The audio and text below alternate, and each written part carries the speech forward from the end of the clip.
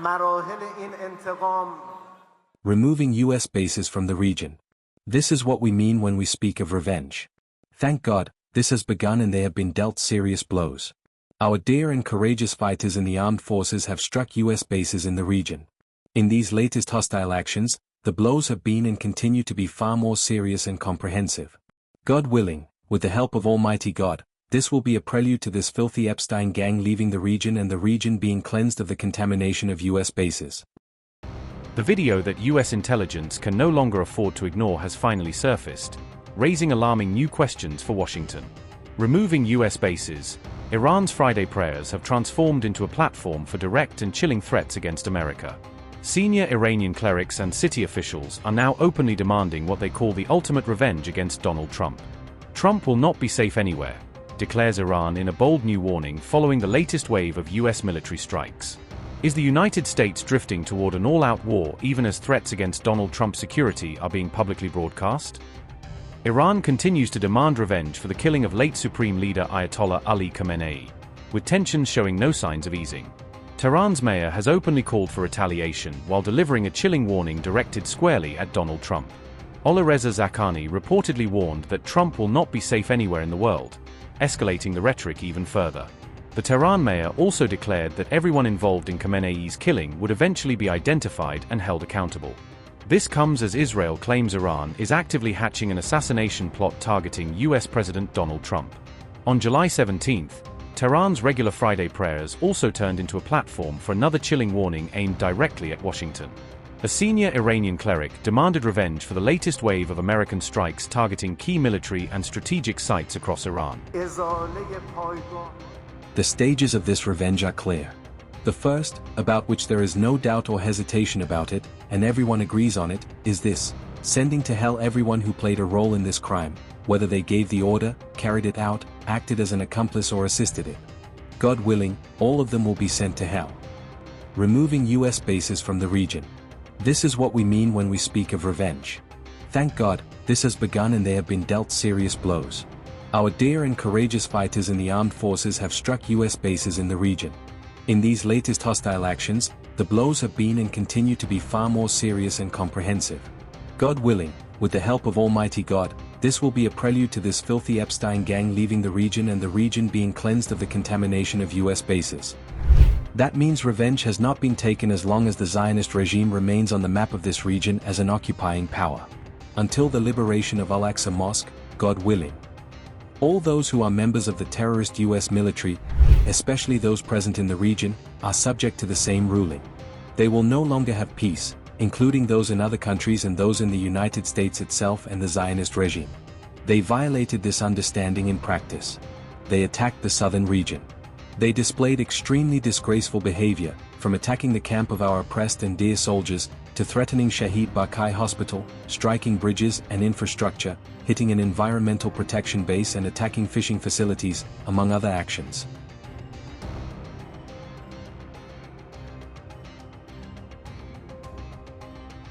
Calls demanding the killing of Donald Trump and Benjamin Netanyahu have been growing louder across different parts of Iran.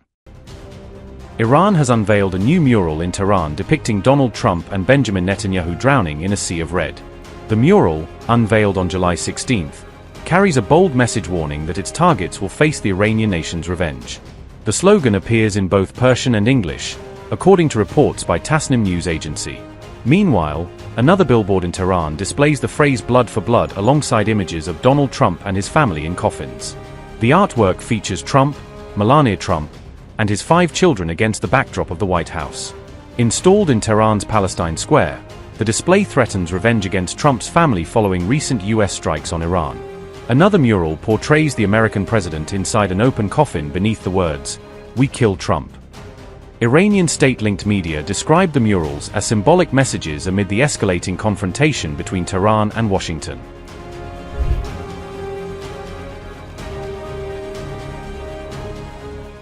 A new mural depicting US President Donald Trump in a coffin has been unveiled in Tehran, reflecting the raw anger and desire for revenge coursing through Iran's hardline circles.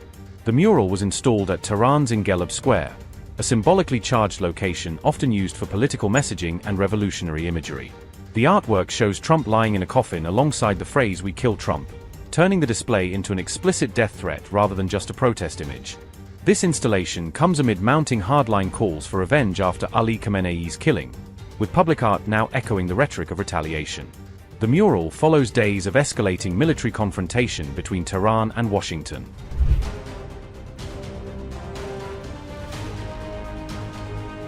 On July 17th, the IRGC Navy rolled out another ominous warning directed at American warships and U.S. troops deployed across the region.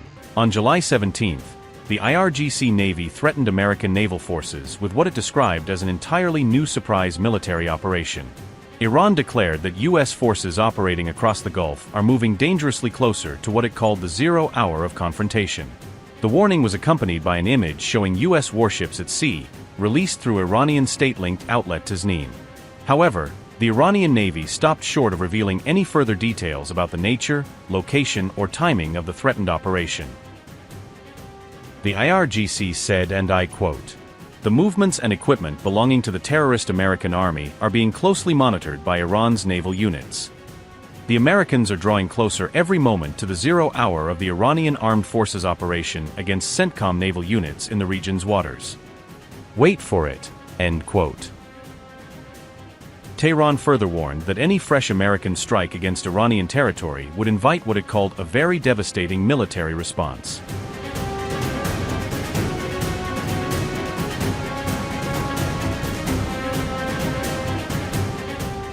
Iranian forces say they launched counterattacks after U.S. strikes hit several Iranian and allied positions during the overnight operations of July 16, framing their actions as direct retaliation.